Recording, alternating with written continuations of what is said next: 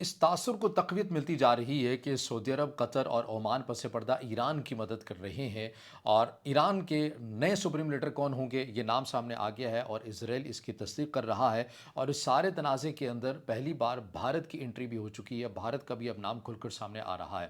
ان تین چیزوں کے اوپر میں نے آج کے اس ولاگ پر بات کرنی ہے۔ السلام علیکم، آج تاریخ ہے 4 مارچ 2026 اور میں ہوں رضا عباس۔ آپ سے درخواست کے ویڈیو کو لائک اور چینل کو سبسکرائب ضرور کیجیے گا۔ سب سے پہلے ہم بات کر لیتے ہیں دوسری چیز کے اوپر کہ ایران کے نئے سپریم لیڈر کون ہیں اور اسرائیل کیا تصدیق کر رہا ہے۔ پاکستان کے تمام تر میڈیا چینل کے اندر تقریباً اب سے کچھ دیر پہلے یعنی کہ رات کے 1 سے 1:30 بجے یہ بریکنگ نیوز جو ہے یہ چلائے گی کہ ایران کے جو نئے سپریم لیڈر ہیں وہ شہید سعید علی خامنائی کے بیٹے مجتبیٰ خامنائی ہیں۔ جی ہاں، بالکل وہی مجتبیٰ خامنائی جن سے متعلق یہ خبر سامنے آئی تھی کہ وہ بھی امریکی اور اسرائیلی فضائی حملوں کی زد میں آئے ہیں اور وہ بھی اس کا نشانہ بنے ہیں۔ لیکن کل ایران کے اندر سے یہ خبریں سامنے آنا شروع ہو گئیں کہ بعض رپورٹس کے مطابق جو مجتبیٰ خامنائی ہیں وہ زندہ اور سلامت ہیں، وہ حیات ہیں اور مملکت کا تمام جو نظام ہے وہی دیکھ رہے ہیں۔ اور ایک عارضی طور کے پر جو نام سامنے آیا تھا وہ علی رضا العارفی کا نام سامنے آیا تھا کہ ممکن ہے کہ عارضی طور کے پر انہیں یہ ذمہ داریاں دی جا سکیں، لیکن پس پردہ جو ہے وہ مجتبیٰ خامنائی ہی چلاتے ہوئے نظر آئیں۔ لیکن میں یہ بات کر رہا ہوں ابھی تو کوئی کنفرم نہیں ہے، لیکن بعض رپورٹس کا میں حوالہ دے رہا ہوں۔ اب یہ پاکستان کے میڈیا کے اندر تمام تاریخ جو خبریں ہیں یہ چلائی گئی کہ جو مجتبیٰ خامنائی ہے، سعید علی خامنائی کے بیٹے، انہیں نیا جو سپریم لیڈر ہے ان کا انتخاب کیا جائے گا اور کر لیا گیا ہے، یہ خبر دی گئی۔ لیکن اس خبر کے اوپر ہم یقین اس لیے نہیں کر سکتے کہ اس کا جو سورس ہے وہ اسرائیلی میڈیا ہے، کیونکہ جیسے ہی پاکستان کی میڈیا کے اندر یہ خبر گردش ہوئی تو ایران کے اندر سے میں نے کچھ انفارمیشن کلیکٹ کرنے کی کوشش کی کہ آیا واقعاً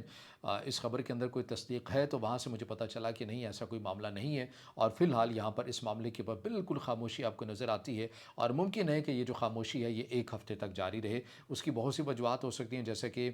پرسوں رات بھی خبر سامنے آئی تھی اور کل یعنی کہ شام کو بھی خبر سامنے آئی کہ اسرائیل کی طرف سے اس بلڈنگ کو نشانہ بنایا گیا جہاں پر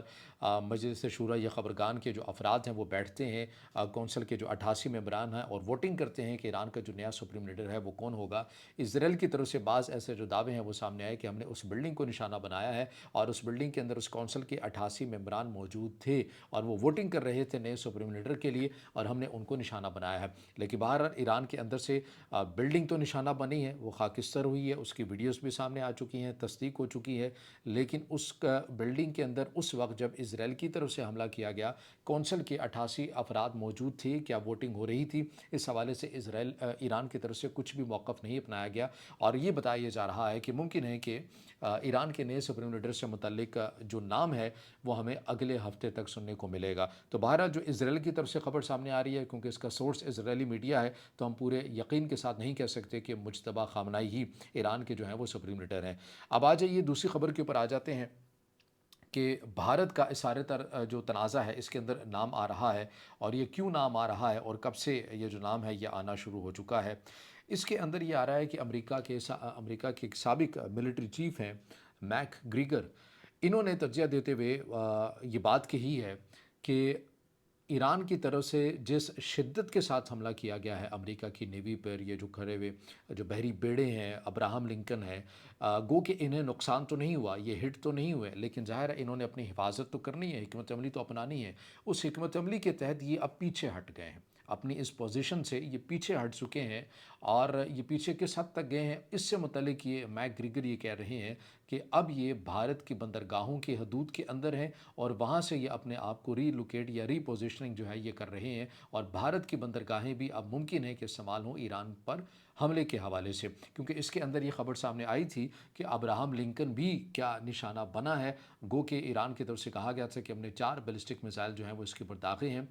لیکن وہ کامیاب نہیں ہو سکے تھے۔ ظاہر اس کا ایک جدید قسم کا سسٹم ہے، لیکن البتہ یہ ضرور ہے کہ ان کے لیے ایک پریشانی بڑھی، اور پریشانی اس انداز میں بڑھی کہ انہیں اپنی پوزیشن سے پیچھے ہٹنا پڑا، اور جب وہ پیچھے ہٹے ہیں تو یہ امریکہ کے جو سابق ملٹری چیف ہیں میک گریگر یہ کہہ رہے ہیں کہ بھارت کے بندرگاہوں کے پاس ہیں اور وہ اپنی تمام تر ری پوزیشننگ ہے وہ کر رہے ہیں، اور اگر ایسا ہے اور ایران کو ظاہر ہے اگر اس حوالے سے کوئی شواہد مل گئے تو پھر ایران نے بھارت کی ان بندرگاہوں کو بھی ممکن ہے کہ وہ اپنے ہدف بنا لے، جیسے کہ متحدہ عرب امارات کے اندر ہے، قطر کے اندر ہے، عمان کے اندر جو ایران کی طرف سے نشانہ بنایا جا رہا ہے، تو یہ تنازع بڑھ بھی سکتا ہے۔ اس حوالے سے سونیا گاندھی جو کانگریس کی ایک اہم رہنما ان کی طرف سے کہا گیا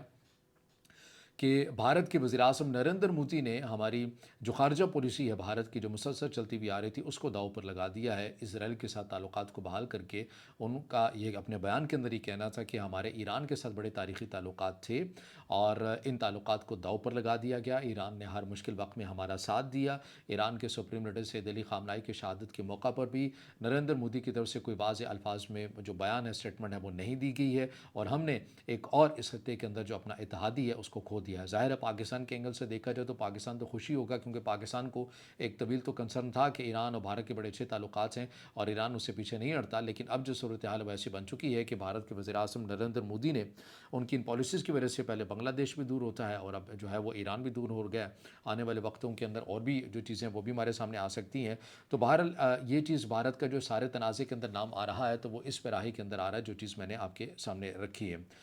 اب آ جائیے تیسری اور اصل خبر جو اس ویلا کی ہے۔ یہ خبر اور یہ تجزیہ کیوں دیا جا رہا ہے کہ کیا پس پردہ سعودی عرب،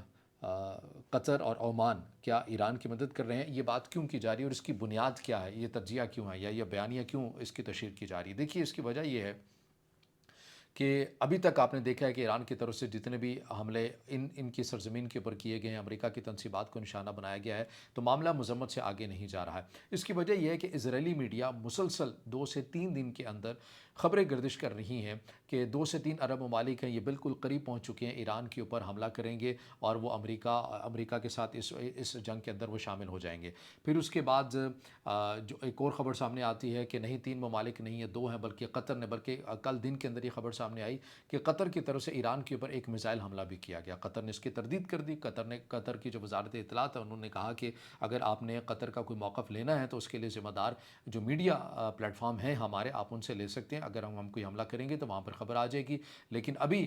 تک ایسی کوئی خبر نہیں ہے۔ البتہ جو ایران کی طرف سے جو میزائل یا ڈرونز آ رہے ہیں ہم ان کی حفاظت کے لیے، ان کو روکنے کے لیے ہم ضرور کام کرتے ہیں، لیکن ہم نے ایران کے حوالے سے کوئی ایسا جو اقدام ہے وہ نہیں کیا ہے۔ سیم یہی جو کیس ہے یہ عمان سے متعلق بھی کہا گیا، عمان نے بھی اس کی تردید کر دی، اور سعودی عرب کے حوالے سے بھی کہا گیا تو سعودی عرب کی طرف سے بھی جو ہے اس کی تردید آ گئی۔ سعودی عرب کا اس کے ساتھ تو معاملہ ہی الگ ہوا نا، وہ کیا معاملہ ہوا اس کی ہم تھوڑی سی زیادہ بات کریں گے۔ وہ یہ ہوا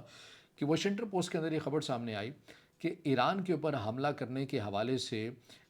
جو زیادہ کنونس کیا ہے وہ 2 شخصیات نے کیا ہے ٹرمپ کو، ایک محمد بن سلمان ہے اور ایک اسرائیل کے وزیر اعظم بنجامن نیتن یاہو نے۔ ان دونوں نے کنونس کیا کہ بھئی آپ کو ایران کے اوپر حملہ کرنا چاہیے، اگر آپ ایران کے اوپر حملہ نہیں کریں گے تو ایران زیادہ طاقتور ہو جائے گا۔ یہ واشنگٹن پوسٹ کی جو خبر ہے، امریکی میڈیا آؤٹ لیٹ کے اندر یہ خبر سامنے آئی۔ اب اس کے اوپر ریئیکشن آیا ہے، سعودی عرب کا ریئیکشن آیا۔ سعودی عرب نے اس کو ردی کا ٹوکرا قرار دیا ہے کہ یہ ردی کا ٹوکرا ہے یہ خبر، اس خبر کے اندر کوئی حقیقت نہیں ہے۔ پوری دنیا جانتی ہے کہ سعودی عرب اس بات کے اوپر لابنگ کر رہا تھا کہ وہ امریکہ کے اندر موجود تھا، وہاں پر وفد بھی بھیجا گیا، امریکہ کو اس بات کے اوپر کنونس کیا جا سکے کہ وہ ایران کے اوپر حملہ نہ کرے، بلکہ جو معاملات ہیں وہ مذاکرات کے ذریعے ہی آگے بڑھائے جائیں، کیونکہ سعودی عرب یہ سمجھتا تھا کہ اگر یہ جنگ چھڑ گئی تو یہ پورا خطہ اس کی لپیٹ میں آ سکتا ہے، اور ہوا بھی بالکل ویسا ہی۔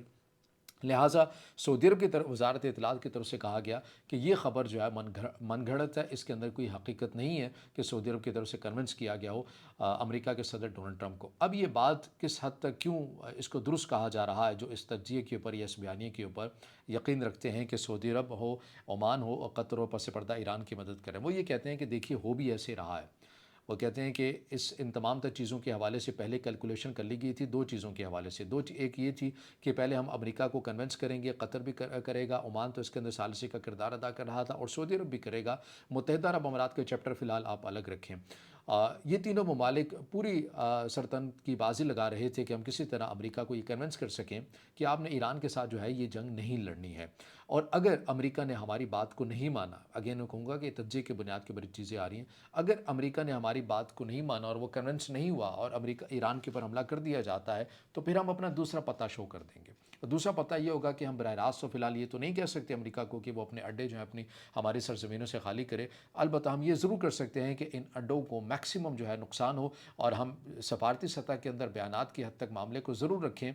لیکن ہم عملی طور کے پر اس جنگ کے اندر نہیں جائیں گے، اور یہ اٹسیلف ایک پیغام ہوگا۔ ویسے دیکھا جائے تو ہو بھی ابھی تک یہی رہا ہے، یعنی سعودی عرب کی طرف سے دیکھیں مذمت سے معاملہ آگے نہیں جا رہا،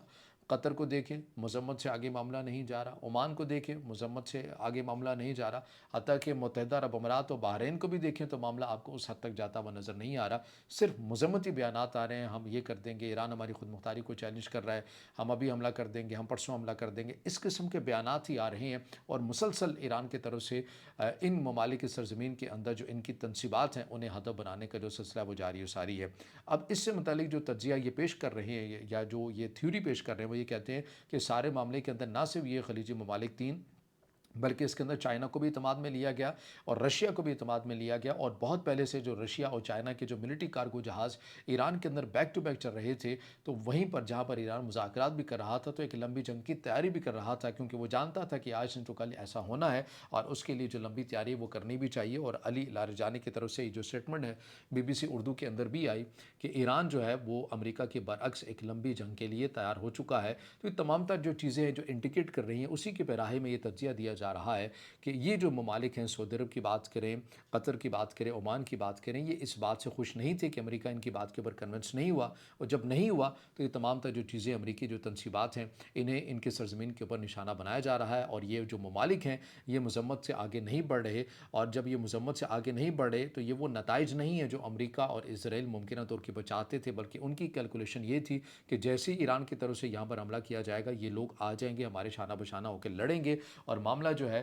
یہ پھر مذہبی طور کے اوپر اور شدت اختیار کر جائے گا، اور دیگر بھی مسلم ممالک کے اندر جو آگے بڑے پیمانے کے اوپر پھیل سکتی ہے۔ لیکن ابھی تک یہ ممالک مذمت سے آگے نہیں جا رہے، اور اس وجہ سے ایک تشویش بھی ممکنہ طور کے اوپر امریکہ اور اسرائیل کے اندر یہ پائی جاتی ہے، اور اسی لیے اسرائیلی میڈیا یا باقی میڈیا آؤٹ لیٹ کے ذریعے خبریں شامل ہو رہی ہیں کہ آج نہیں تو کل یہ عرب ممالک جو ہے وہ اس جنگ کے اندر شامل ہو جائیں گے۔ اور پھر امریکہ کے جو صحافی ہیں ٹکر کارلسن، ان کی طرف سے بھی جو اسٹیٹمنٹ سامنے آئی تھی انہوں نے دعویٰ کیا تھا کہ قطر نے اور سعودی عرب نے ایسے کچھ افراد کو پکڑا ہے جو ان ممالک کے اندر عوامی سطح کے اوپر بڑے پیمانے کے اوپر کوئی بدامنی کے منصوبے بنا رہے تھے، اور امریکہ کے اس صحافی کے دعوے کے مطابق کہ وہ جو افراد تھے وہ موساد کے ممکنہ طور کے اوپر یا مبینہ طور پر ایجنٹ ہو سکتے تھے۔ ان تمام تر چیزوں کو ملا کر یہ تجزیہ پیش کیا جا رہا ہے کہ اسی تناظر میں